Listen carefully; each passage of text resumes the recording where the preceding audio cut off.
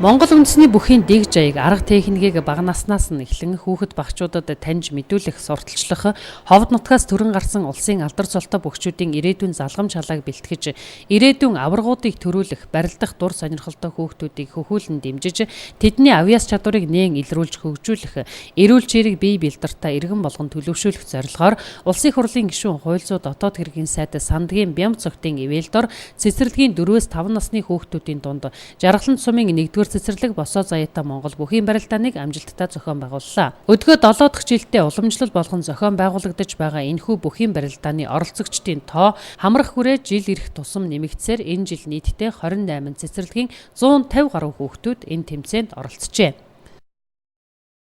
Бас урд урдынхаас жилүү их өргөн дэлгэр эрс бүрэлдэхүүнтэй боллоо. Эцэгчүүд маань одоо Монгол үндэснийхээ бүх энэ ёс заншил уламжлалыг бас дээдлэх, үндэсний хувьд хэрэгдэл өмсөх, бүх хүүхдүүд дээлтэй болох зэрэг энэ ажилд бол их санаачлаг гаргаж байна. Тэгэхээр энэ ажил маань бол Монгол бүхий уламжлалаа дээдлэх, Монгол зан заншлаа дээдлэх, Ховд аймгийнхаа бөхчүүдийн залуу халааг бэлтгэх, цаашдаа бас энэ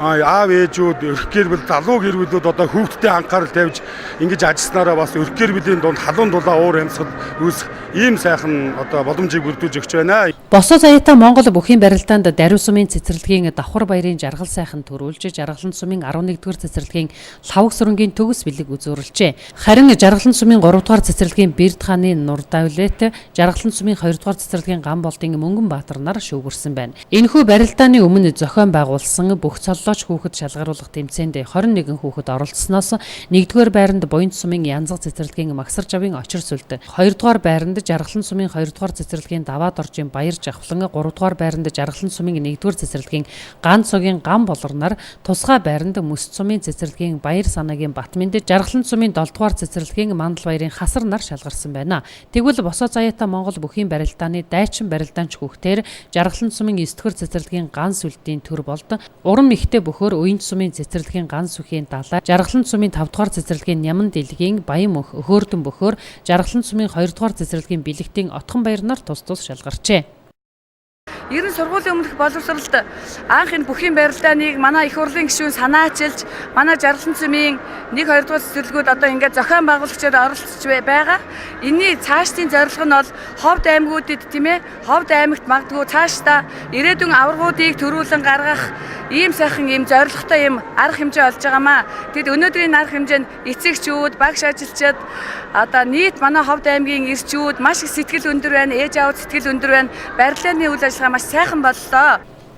Ховд аймгийн Жаргалан сумын оюуны ундраа 1-р цэцэрлэг, аймгийн боловсрол соёл урлагийн газар, аймгийн үндэсний бүхий холбоо, биеийн тамир спортын газартай хамтран Монгол цэргийн өдрийг тохиолдуулан зохион байгуулсан босоо заяатай Монгол цэцэрлэгийн насны хүүхдийн бүхий барилдаан энэхүү амжилттай боллоо. Энэ жилийн бүхий барилдааны их хөлийн цэцэр, аймгийн үндэсний бүхий холбооны тэргүүлэгч Их гарын Дашовд, аймгийн үндэсний бүхий холбооны тэргүүлэгч Авирмэд, аймгийн үндэсний бүхий холбооны тэргүүлэгч, аймгийн биеийн тамир спортын газрын үндэсний бүхийн дасгалжуулагч Няман дэлэг нар ажилласан байна. Босоо заяатай Монгол бүхий барилдааны тэмцээнд төрүүлж үзүүлсэн бөхчүүдийн шагналыг Улсын хурлын гишүүн хууль зүйн дотоод хэргийн сайд Сандгийн Бямб цогтын Ховд аймаг дахь бие төлөөлөгч Ган Төмөр болон аймаг орон нутгийн удирдлагууд тэмцээнийг зохион байгуулагчид гардуулж баяр хүргэлээ.